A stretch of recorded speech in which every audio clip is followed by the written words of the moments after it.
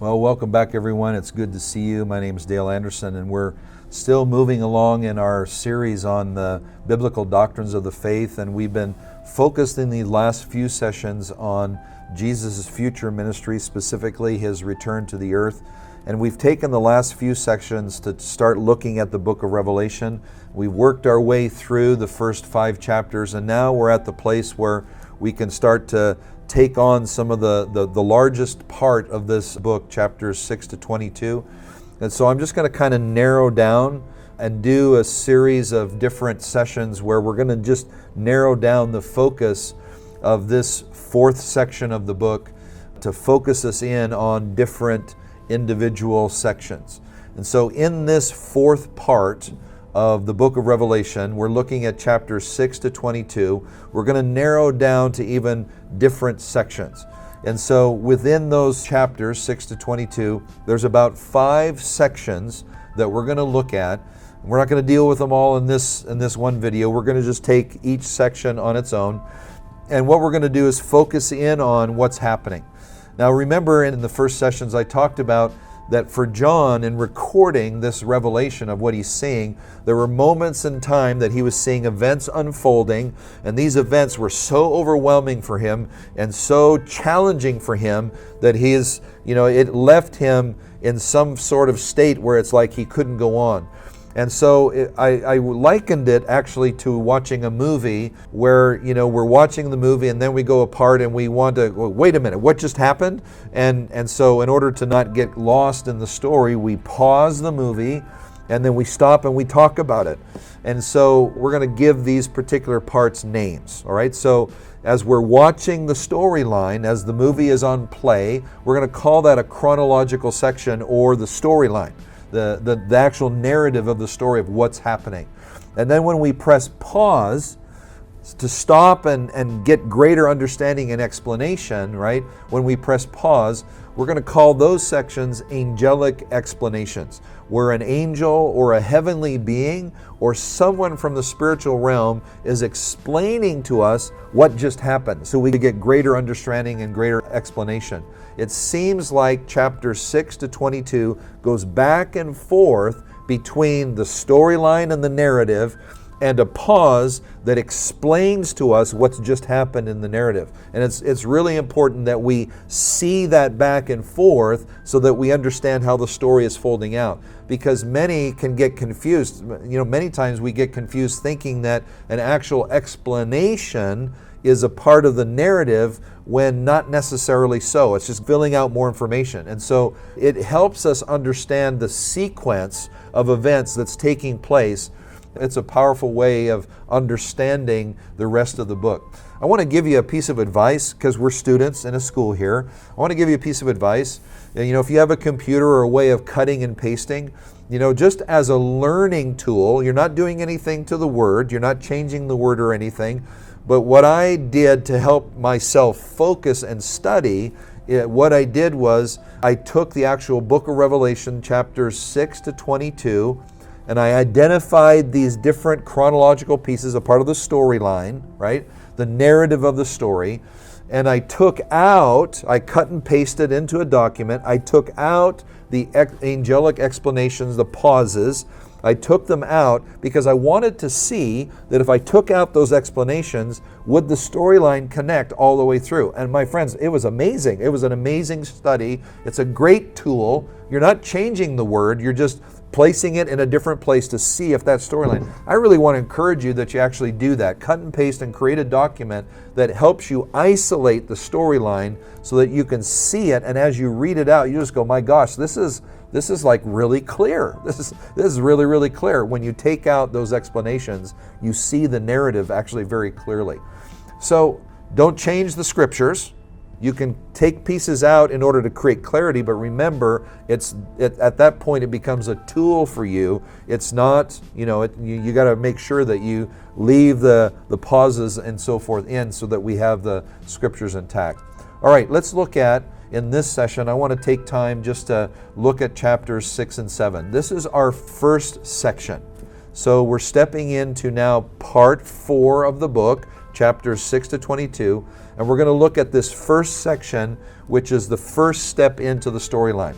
You remember from our last session, we finished the session with Jesus holding the scroll that he's taken from the hand of the Father, and on that scroll, it's all rolled up, and on that scroll, to close it, right, are 7 wax seals. It's like the kings of old, when they would send a letter, they would melt wax to seal the letter and then put their signet ring into that seal, and the one receiving the letter is the only one that was allowed to break that seal, to break open that wax closure. So here Jesus now has the scroll, it's rolled up, it's got 7 wax seals on it, and Revelation chapter 6 gives us Jesus now beginning to take that scroll and to break open the seals. These seals represent different judgments of God. So Jesus is now beginning to release the judgments of God. And so the first judgment series in the book of Revelation is here in Revelation 6 with the wax seals. And it tells us, John is given an invitation. Verse 1, I saw the Lamb when he opened the seals, and I heard one of the living creatures. We saw that in Revelation 4 and 5. And one of the living creatures said, like with a voice like thunder, come and see. All right. In the first 4 seals, John is given an invitation to come and see. And then it shifts towards the end of the chapter, and we'll talk about that at another time, but John is given the invitation to come and see. So the first seal is broken, and John sees, and he says, behold, a white horse. And he who sat on it had a bow, but there were no arrows in that bow. He just had a bow. A crown was given to him, and he went out conquering and to conquer. Many times, many have said, well, this is Jesus. The challenge I have with it is that if this is Jesus, because we do see Jesus in Revelation 19 on a white horse, right? But if this is Jesus, then we've got a bit of a problem, because he's got a bow, but he's got no arrows. So he has the threat of violence or the threat of war, but he's got no way to bring that war, because he's got no projectile. He's got a bow, but he's got no arrow.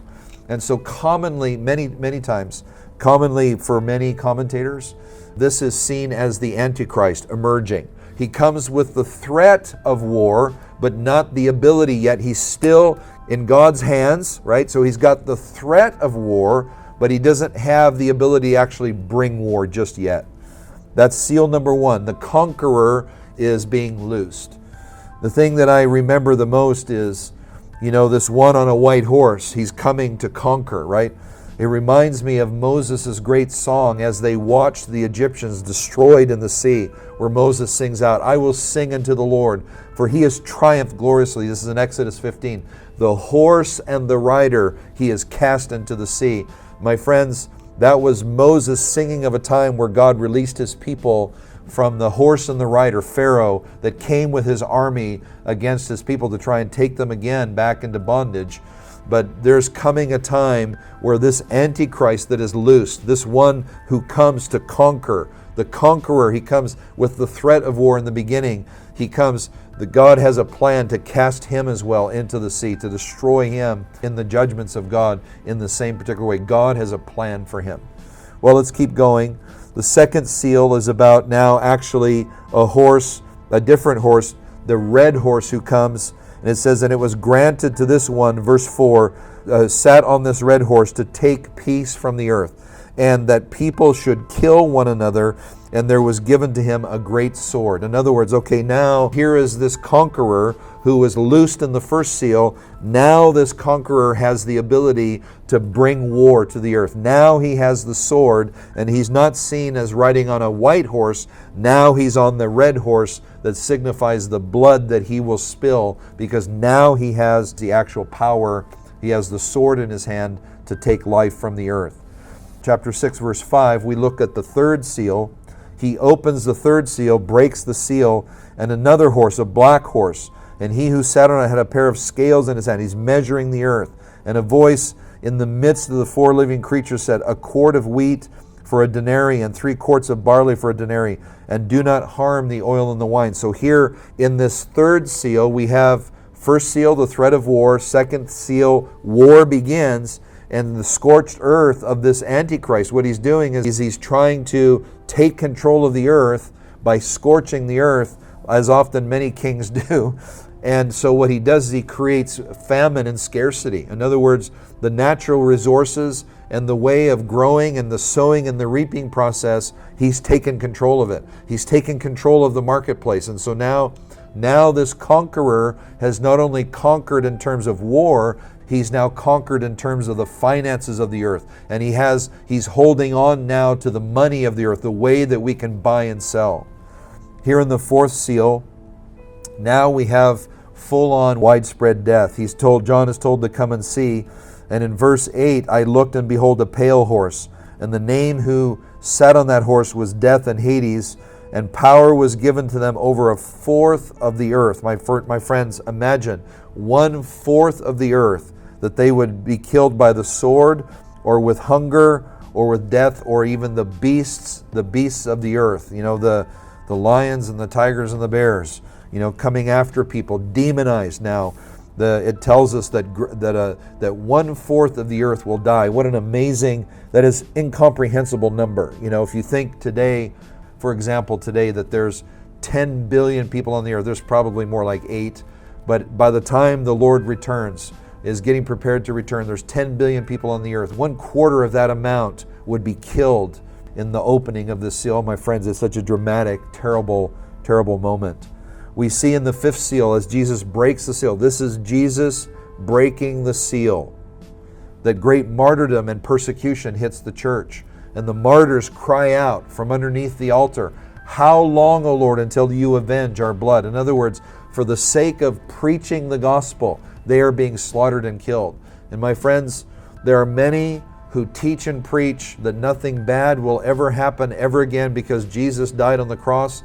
Well, my friends, it tells us right here, that there will be martyrdom, that in the end times, during that time of great tribulation, that as men and women are preaching the gospel, some will survive through the great tribulation, yes, and some will be taken before the Lord because they will be martyred for the gospel that they will preach. My friends, it's happened in the history of the church before, and it is going to happen again in the future of the church. I know that's not a popular message. I know people don't like hearing that, but my friends, the Word of God is very clear that men and women again will be martyred for the sake of giving a testimony and a witness of their love for Jesus Christ and calling the rest of the earth to leave their sin and repent of their sin and give their lives to the coming King, to the coming King of heaven.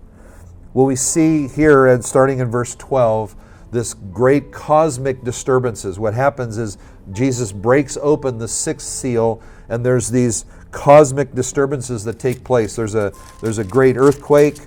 The sun becomes black. The moon turns to blood, and the chapter ends.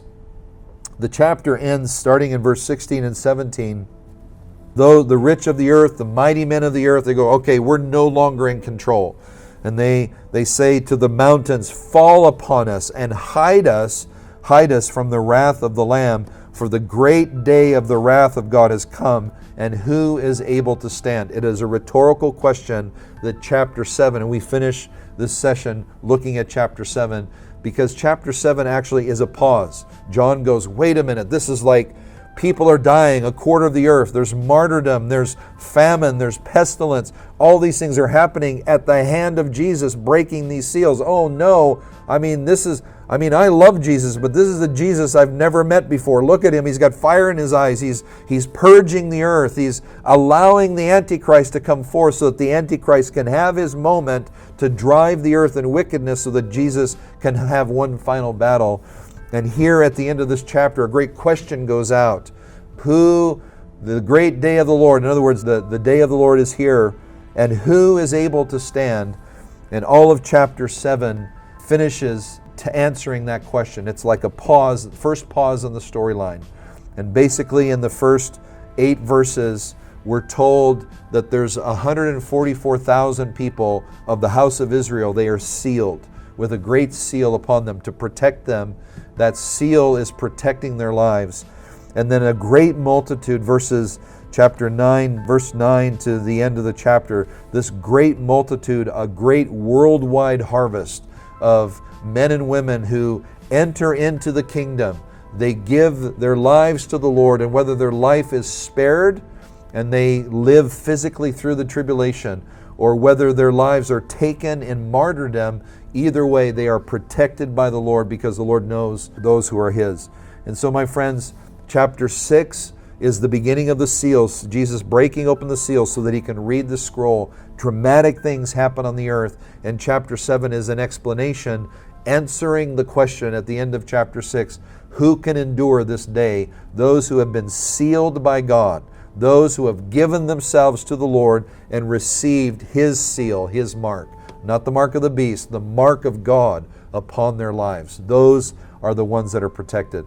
Well, this is Dale Anderson. We're going to move on to our next session. Come and join us. We're digging into the book of Revelation. I mean, it's awesome, and the Lord wants to give us greater understanding. The Lord bless you. See you next time. Bye-bye.